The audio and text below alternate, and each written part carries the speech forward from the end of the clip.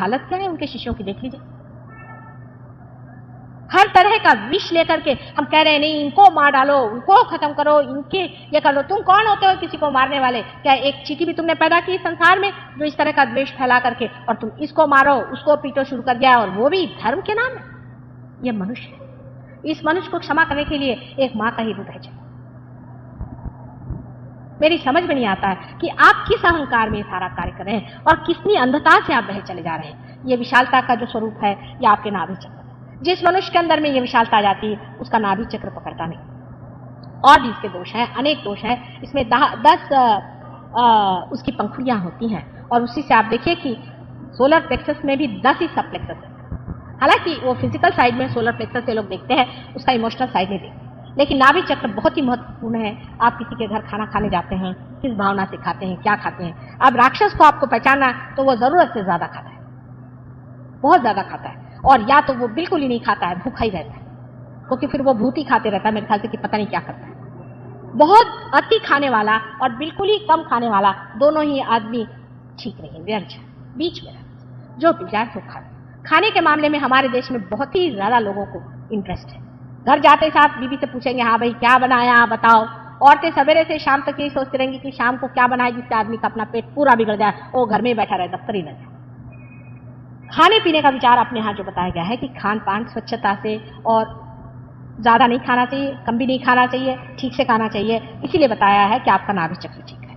लेकिन जो वेजिटेरियनिज्म के पीछे में लोग हर तरह का प्रकार करते हैं, इसके लिए नहीं बताया गया, या उपवास के लिए नहीं बताया गया कि रात दिन आप खाने की बात सोचते रहे कि आज मैं क्या खाऊंगा, शाम को मैं क्या खाऊंगा, आज मेरा उपवास है, आज मैं क्या खाऊंगा, इसके लिए नहीं बताया। वास्तविक मैं तो सारे सहयोगी कहते हैं बाबा उपवास नहीं करना, मेरे मन के विरोध में पड़ता है, मैं तो उससे प्रसन्न नहीं होती। हाँ नहीं खाना हो तो कुछ और चीज खा लो, उसकी क्वालिटी बदल डालो। लेकिन जो उपास सवेरे से शाम तक आप साहब आज उपास से बैठे हैं, वो लोग पार नहीं होते। मैं आपसे बता, अगर आप उपासड़े लोग होंगे तो आप पार नहीं हो सकते। ये जानना चाहिए कि उपास करने से अगर परमात्मा मिलता है तो अपने देश में तो एटलीस्ट 30-40% लोग तो ऐसे ही पार हो जाने चाहिए। इस तरह की बेवकूफी की बातें किसने बताई? उल्टा परमेश्वर ने जो दिया है उसको प्रसन्न चित्त हृदय से लगा करके आप खाइए और सुख से रहिए। इस तरह से जब आप रहिएगा, जिस तरह से आप कर कार्य करेंगे, तो आप देखिए कि परमात्मा भी आपसे प्रसन्न रहेंगे और सारा संसार भी आपसे प्रसन्न। लेकिन आप तो उस वक्त भी उपवास करते हैं जबकि परमात्मा का गौरव करने का समय है। जब परमात्मा का गौरव करने का समय है उस वक्त आप क्यों उपवास करें? खाने पीने के मामले में और भी बहुत सारी हमारे यहाँ बातें कि हम लहसुन नहीं खाते हैं। लहसुन नहीं खाना चाहिए अगर आपका ब्लड प्रेशर लो हो। अगर आपका ब्लड प्रेशर हाई है तो लहसुन जरूरी खाना चाहिए। सब चीजों का एक एक नियम होता है। हमारे यहाँ तो एक जनरल चीज है कि वो उनके यहाँ मैं गई थी, वो हरा धनिया की पत्ती नहीं खाती तो मैं भी नहीं खाती। अरे भाई क्यों नहीं खाती? उन्होंने छोड़ दिया तो मैंने भी छोड़ दिया। माने जैसे कि हमने पहले तो बुद्धि को ही त्याग दिया।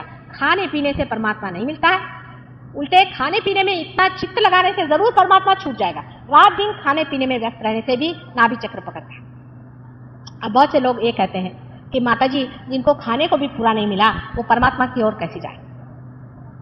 ये प्रश्न सब लोग अपने देश में मुझसे पूछते हैं, और मैं जब बहुत लोगों से बोलती हूँ तो ऐसा शहरों में मैंने देखा। पर जब मैं गांव में जाती हूँ तो कोई भी ऐसा मुझसे प्रश्न नहीं पूछता। ये तो शहर वाले हैं जो कि खा पी के तरबेज है, वो पूछते। गांव वाले पूछते। गांव वालों की तो कमाल ये है कि उनको अगर पता है कि हमारी मोटर इधर से जा रही तो पहले ही रास्ते पे वो लेटे रहेंगे और मोटर रोक लेंगे और बस खटाखट पार होते हैं वो, क्योंकि उनके लिए उनको मालूम है कि खाना पीना ही सब कुछ नहीं है, खाने पीने से ही संतोष नहीं है, खाने से आगे कोई चीज है, क्योंकि उन्होंने भूख सही हुई और वो जानते हैं कि अगर भूखी सब कुछ चीज होती तो हम आज तक जीते नहीं। हालांकि उनकी दशा ठीक करनी चाहिए, वो आप लोगों को ठीक करनी चाहिए जो आज शहर में बैठे।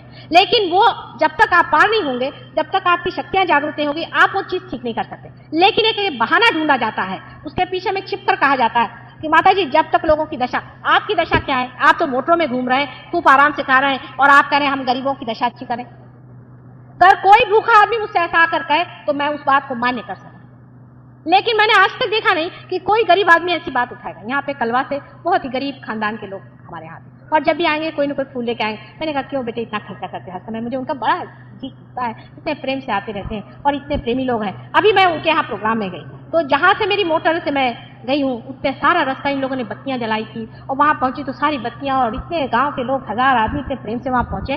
मैं एकदम से मेरे तो जी भराया। मैंने कहा बेटे इतना तुमने क्यों खर्चा किया?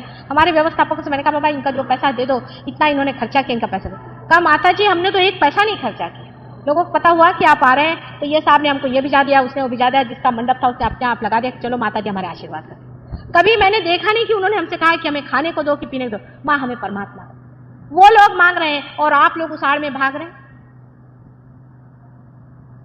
आप जिस दिन पार हो जाएंगे, आप स्वयं इस चीज को पालेंगे, तो यही स्थान है जहां पर श्री विष्णु और लक्ष्मी जी का स्थान। और जिस वक्त ये जागरूक हो जाता है तब आपको आश्चर्य होगा। इन्हीं की बात मैं बताती हूँ जो कलवा के हैं। तो मैंने उनसे कहा कि भाई तुम रोज मेरे लिए एक हार लाते हो, तो इतना खर्चा करते हो, मुझे बड़ा दुख लगता है। और हमेशा मैंने देखा एक हार लेके वो आती है। मैंने कहा बेटे इसका पैसा तो बहुत लगता है, तुम मत लाया करो। नहीं माँ, कहने हम आपसे बता नहीं सकते, हमारे साथ एक बड़ा चमत्कार हो। मैंने कहा क्या? कहने लगे कि हम पार हो गए। उसके बाद दूसरे दिन सवेरे हमारे पास एक आदमी आया और वो कहने लगा, एक सिंधी आदमी आया और कहने लगा कि आपकी जो ज़मीन है ये बहुत ही बढ़िया है और इस ज़मीन की जो मिट्टी है वो इससे हम ईंटें बनाएंगे, क्या तुम हमें ये बेचोगे? और कहने लगे वो हर रोज़ मिट्टी उठा के ले जाते और हमें बहुत सा रुपये देते। उनके अंदर की लक्ष्मी जब जागरूक हो गई तो पैसा को क्या, पैसा माने संपत्ति आपके अंदर आ गई। अगर आप पार हो जाएं तो आपके अंदर स्वयं साक्षात लक्ष्मी जागरूक हो गई। आपके यहाँ बहुत से सहयोगी हैं, वो बता सकते हैं कि जिनकी नौकरियां नहीं थी उनके पास भी पैसे की भरमार हो। उसकी वजह यह कि आपके अंदर की लक्ष्मी जागरूक होना चाहिए। अब लक्ष्मी का मतलब पैसा नहीं होता, लक्ष्मी का मतलब संतोष। मनुष्य के अंदर वो एक तरह से संतोष आता है। मैं देखती हूँ करोड़ोंपति लोग मेरे पास आते हैं, करोड़ोंपति लोग, लेकिन कहते माता जी हमारे जरा आइएगा आप हमारे घर में, हमारे यहाँ वो बिजनेस खोल रहे हैं, आपके आशीर्वाद से अच्छा चलेगा। अभी भी उनको ये लगा है कि अभी और रुपया है। और मैंने कहा आपके इनकम टैक्स तो ऐसे ही पड़ रहा है, काहे को बिजनेस और खोल रहे हो, उसे और परेशानी होगी। कोई बात नहीं माता जी, वो तो हम इंतजाम कर लेंगे। ये पैसा नहीं होता। पैसा का मतलब है संतोष। पैसे का मतलब है लक्ष्मी का स्वरूप। लक्ष्मी स्वयं माँ है। लक्ष्मी के एक हाथ में दान, एक हाथ में आश्रय, दो हाथ में कमल। दो हाथ में कमल है माने जिस आदमी के पास लक्ष्मी है वो कमल जैसा प्रेम और गुलाबी कमल है, प्रेम का द्योतक होता है। उसके घर में आप जाइए तो एक तरह की उसके अंदर कोजीनेस होनी चाहिए। उसके घर में आप बैठिए तो उसके अंदर से प्रेम उमड़ना चाहिए। उसको मैं रईस मानती हूँ, इसका घर हमेशा खुला है। मैं अपने पिता की बात बताती हूँ जो कि लीजेंडरी लोग सोचेंगे। मेरे पिता का घर सुबह शाम 24 घंटे खुला रहता। वो भी रियलाइज्ड आदमी थे और वो कहते पता नहीं बेटे कोई भी भूला भटका आ जाएगा, उसको पानी की जरूरत पड़ जाए, कुछ पड़ जाए तो उसको अंदर आ जाए। और हमारे फादर क्या कभी चोरी नहीं, कभी नहीं। और हमारे घर के जितना भी सामान था वो सारा कम्युनल था, माने जितनी कारपेट्स थी वो आपकी बाहर जाती थी, बिछती थी लोगों के लिए और उसी में उनको आनंद आता था। फिर यही नहीं याद रहता था कि किसको दी थी कारपेट पिछले शादी में। उनका सारा ही सामान बाहर घूमते रहता था और वो कभी कभी घर पे आ जाता था और ज्यादातर वो घूमते रहते, कहते भाई उनके घर गया वहां से उठा लो, उनके घर गया उनके यहाँ से उठा। उनको ये कभी मालूम नहीं था कि अपनी जो भी चीज है उस संपत्ति को या उस जिसको कहना चाहिए कि अपनी संपदा, उसको खुद ही अपने बाल बच्चों के साथ और बैठ करके एंजॉय करें कभी भी। और वही बात मैं आज देखती हूँ कि अगर आज हमारे कैपिटलिस्ट लोगों में ये बात दिमाग में आ जाए कि ये हमारे अकेले एंजॉय करने की चीज नहीं है लेकिन सारे समाज को बांट के खाए, तो ये सारे प्रश्न समाज के एकदम टूट जाएंगे। उनको लक्ष्मीपति होना चाहिए, पैसा वाला नहीं होना चाहिए। पैसे वाले को कोई नहीं पूछता है, उसको कोई भी नहीं जानता है, उसके बच्चों को तक कोई नहीं मानता है, जब तक आप समाज में विपरीत अपने होते नहीं। और सहजो ये पूरी तरह से कैपिटलिज्म है क्योंकि आपकी पूरी शक्ति जागरूक होती है और पूरी तरह से कम्युनिज्म है क्योंकि इसका विकरण करना पड़ता है।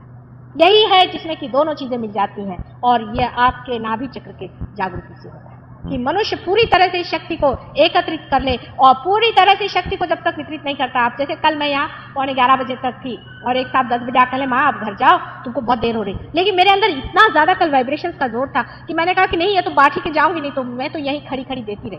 अब मेरे घर में बच्चे भी कहते हैं कभी कभी 2-2 बज जाते हैं, 3-3 बज जाते हैं, मुझे कभी थकान ही नहीं आती।